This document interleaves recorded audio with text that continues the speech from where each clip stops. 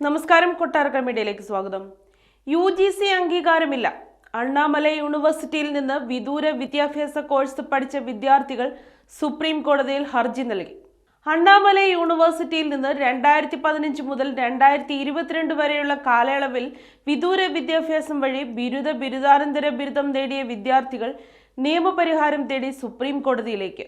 കേരളം, കർണാടക, തമിഴ്നാട് സംസ്ഥാനങ്ങളിൽ നിന്നുള്ള വിദ്യാർത്ഥികളുടെ കൂട്ടായ്മയിലെ 4 പേരാണ് സുപ്രീം കോടതിയെ സമീപിച്ചിരിക്കുന്നത്.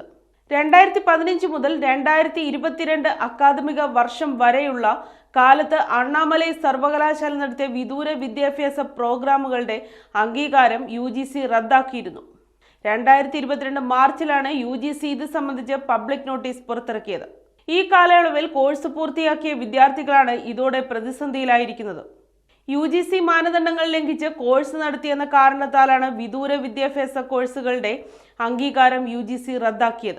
സ്റ്റേറ്റ് യൂണിവേഴ്സിറ്റി എന്ന നിലയ്ക്ക് അണ്ണാമലൈക്ക് തമിഴ്നാടിന് പുറത്ത് വിദൂര വിദ്യാഭ്യാസ കോഴ്സുകൾക്ക് സ്റ്റഡി സെന്ററുകൾ നടത്താൻ അനുവാദമില്ല. എന്നാൽ 2015 മുതൽ 2022 വരെയുള്ള വർഷങ്ങളിൽ സർവകലാശാല കേരളമടക്കമുള്ള പല സംസ്ഥാനങ്ങളിലും സെന്ററുകൾ നടത്തിയിരുന്നു.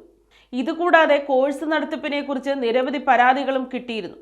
ബിരുദം കഴിഞ്ഞ് ഉന്നത വിദ്യാഭ്യാസത്തിന് തയ്യാറെടുക്കുന്നവർ, സർട്ടിഫിക്കറ്റ് ഉപയോഗിച്ച് ജോലിക്ക് കയറിയവർ, PSC ഉൾപ്പെടെ സെൻട്രൽ ഗവൺമെന്റ് ജോലികളായ UPSC, SSC, സൗത്തേൺ റെയിൽവേ, മറ്റ് പല ഉദ്യോഗങ്ങളിലും ലിസ്റ്റിലുള്ളവർ എന്നിങ്ങനെ കേരളത്തിലെ ലക്ഷക്കണക്കിന് ആളുകളെ ഇത് നേരിട്ട് ബാധിക്കും.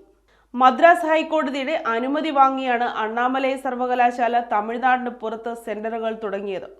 എന്നാൽ UGC ഇത് അംഗീകരിച്ചില്ല. ഇതോടെ സർവകലാശാല മദ്രാസ് ഹൈക്കോടതിയെ സമീപിച്ചു.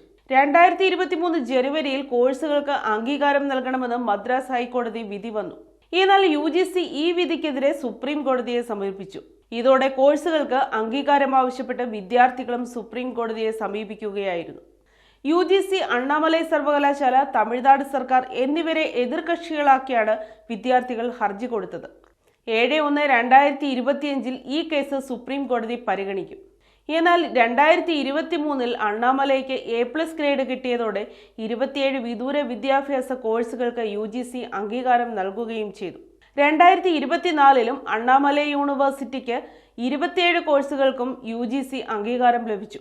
സർവകലാശാലയുടെയും UGCയുടെയും നിലപാട് ലക്ഷക്കണക്കിന് വിദ്യാർത്ഥികളുടെ ഭാവിയാണ് പ്രതിസന്ധിയിലാക്കിയതെന്ന് സുപ്രീം കോടതിയിൽ ഹർജി നൽകിയ അമൽ പറഞ്ഞു. മദ്രാസ് ഹൈക്കോടതിയിലെ ഹർജിക്കാരനും കൂടിയാണ് അമൽ.